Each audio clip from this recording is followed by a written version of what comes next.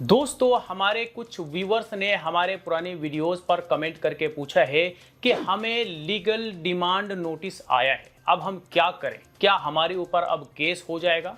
तो आज हम इसी के बारे में डिटेल में बात करेंगे। तो चलिए शुरू करते हैं।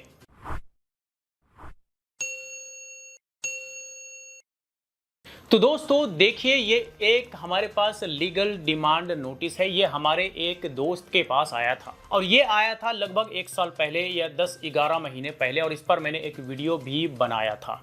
ये जो लीगल डिमांड नोटिस है, इसमें ये लिखा हुआ है कि आपके ऊपर इतना इतना बकाया है और हम अपने क्लाइंट यानी कि बैंक के तरफ से आपको लीगल डिमांड नोटिस सर्व कर रहे हैं। आप इतने दिनों के अंदर अंदर पूरे ड्यू को पेमेंट कर दें।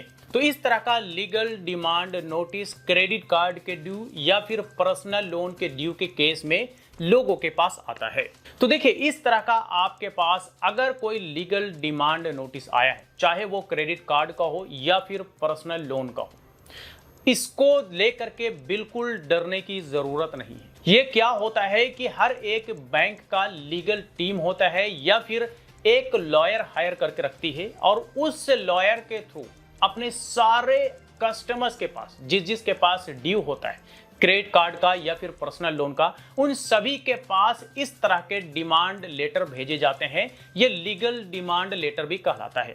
कई बार ये फिजिकली बाई पोस्ट भेजा जाता है, कई बार ईमेल पर भी भेजा जाता है। और इन दोनों तरह के लेटर में साफ साफ यही लिखा होता है कि आपको 7 दिन का समय दिया जाता है, आपको 10 दिन का समय दिया जाता है, आप सारे ड्यू अमाउंट को पेमेंट करें, नहीं तो हम लीगल कार्रवाई कर सकते हैं। तो देखिए, ये सुन करके, ये पढ़ करके लोग बड़ा डर सा जाते हैं, अरे अब तो हमारे ऊपर केस हो जाएगा क्योंकि हमें लीगल नोटिस आ गया है। नीचे में वकील का नाम भी होता है, साइन भी होता है। लोग देख करके एकदम डर जाते हैं, घबरा जाते हैं, अब क्या करें भाई, पैसे भी नहीं है, खाना पीना सब छोड़ देते हैं, एकदम टेंशन में हो जाते हैं। लेकिन ये लेटर चाहे जैसे भी आपको मिले, डरने की बिल्कुल भी जरूरत नहीं है। ये रिकवरी का एक प्रोसेस होता है, रिकवरी का एक हिस्सा होता है, जिसे ये लोग फॉलो अप करते रहते हैं। ये जो लीगल डिमांड नोटिस है ना, ये ऑलरेडी क्लियर हो चुका है। वो क्लियर इसलिए हो गया क्योंकि 1 साल तो इस नोटिस को आए हुए हुआ है। इसका सेटलमेंट हो गया और सेटलमेंट हुआ है मात्र 30% अमाउंट पर। ठीक है, टोटल अमाउंट का 30% पे करके इसका सेटलमेंट हुआ है। ठीक है, तो इस तरह का जो लीगल डिमांड नोटिस आता है, इसको लेकर के ज्यादा डरने की जरूरत नहीं है। केस तो बिल्कुल भी नहीं होता। अगर आपने किसी भी तरह का फ्रॉड नहीं किया है, आपने किसी भी तरह का फर्जी डॉक्यूमेंट दे करके लोन या क्रेडिट कार्ड नहीं दिया है, अगर आपने किसी भी तरह का फर्जीवाड़ा नहीं किया है, तो आपको डरने की जरूरत बिल्कुल भी नहीं है। क्योंकि केस सिर्फ और सिर्फ एक ही मामले में होता है और वो होता है फ्रॉड, वो होता है फोर्जरी, वो होता है कि अगर आपने फर्जी डॉक्यूमेंट्स दिए, अगर आपने फर्जी एड्रेस दिया है, आप उस एड्रेस पर नहीं मिल रहे हैं, आप फोन पिकअप नहीं कर रहे हैं, मतलब आप पूरी तरह से फर्जी साबित हो गए, तब जो है 420 का केस होता है। और वो भी 2-4-5 हजार 10,000 रुपए के अमाउंट के लिए नहीं। अगर अमाउंट बड़ा है तब जो है केस किया जाता है, ताकि बड़े अमाउंट की रिकवरी भी की जाए और ये जो एक फ्रॉड हुआ है इसकी सजा भी मिले। तो केस जो होता है वो सिर्फ और सिर्फ फ्रॉड के मामले में होता है, धोखाधड़ी के मामले में होता है, जो कि आईपीसी 420 के तहत होता है। इसके बारे में मैंने अपने कई वीडियो में कहा है कि केस सिर्फ और सिर्फ फ्रॉड के मामले में, धोखाधड़ी के मामले में होता है। अगर नॉर्मली आपके साथ जेन्युइन केस है, आप वाकई पैसे देने की सलाहियत में नहीं है, तो कोई बैंक आपके ऊपर केस करके आपको जेल में नहीं डाल सकता। बल्कि रिकवरी के सारे प्रोसीजर्स होते हैं, कई तरह के प्रोसीजर्स होते हैं। अगर आपके पास ड्यू रहा होगा किसी भी क्रेडिट कार्ड या पर्सनल लोन का, तो आपको पता होगा कई स्टेप्स होते हैं रिकवरी का। फोन आता है, गाली गलौज, फलाना ढिमका, धमकी, बहुत सारी चीजें होती हैं। आपके फैमिली मेंबर को कॉल करेंगे, आपके घर पर विजिट करेंगे, इस तरह का लीगल डिमांड नोटिस भेजेंगे। फिर लास्ट में जो ऑप्शन बनता है वो होता है फुल एंड फाइनल सेटलमेंट, यानी कि एक सेटलमेंट का ऑफर देना।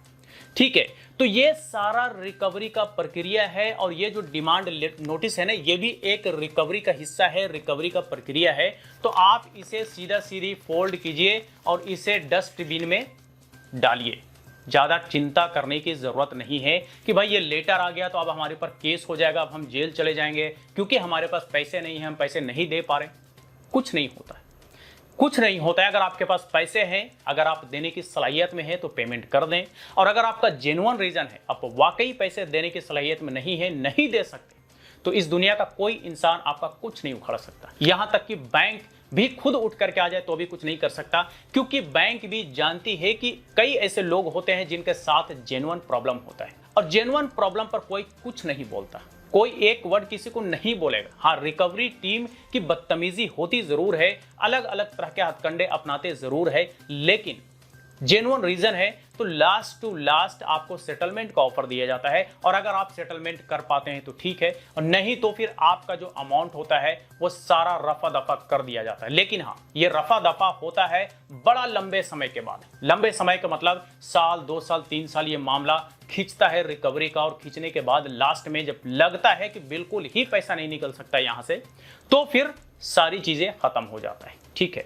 ऐसा कुछ होता है। वैसे बैंक अपने खाते में तो इस तरह के ड्यू को ज्यादा लंबे समय तक नहीं रखती है, इसलिए वो इसे एनपीए करके अपने खाता को नीट एंड क्लीन कर देती है, और किसी थर्ड पार्टी रिकवरी एजेंसी को आपका रिकवरी के लिए कॉन्ट्रैक्ट दे देती है। ठीक है, और फिर वो रिकवरी एजेंसी आपसे आपके बैंक के बिहाफ पर लगातार फॉलो अप करती है, और अलग अलग तरह के हथकंडे अपनाते हुए आपसे रिकवरी करने की कोशिश करती है। तो लीगल डिमांड नोटिस आने के बाद ज्यादा डरने की जरूरत नहीं है कि भाई ऐसा हो जाएगा, ऐसा हो जाएगा। बिल्कुल कुछ नहीं होता है, जेन्युइन है तो कुछ नहीं होगा। और अगर आप सचमुच में जानबूझ करके पेमेंट नहीं कर रहे हैं, जानबूझ करके आप नहीं देना चाहते हैं, अगर आप विलफुल डिफॉल्टर हैं, तो फिर आपके ऊपर कार्रवाई हो सकती है, ये आप जान लीजिए। ठीक है, तो बस यही कुछ था इस लीगल डिमांड नोटिस की सच्चाई। तो इस तरह का लेटर मिलने पर अब आपको क्या करना है, आप बापू भी समझ गए होंगे। तो चलिए, आज तक के लिए इतना ही। इससे रिलेटेड अगर कोई क्वेरी हो तो आप हमें कमेंट बॉक्स में लिख करके पूछ सकते हैं। वीडियो अच्छा लगा हो तो लाइक करें, ज्यादा से ज्यादा लोगों के साथ शेयर करें,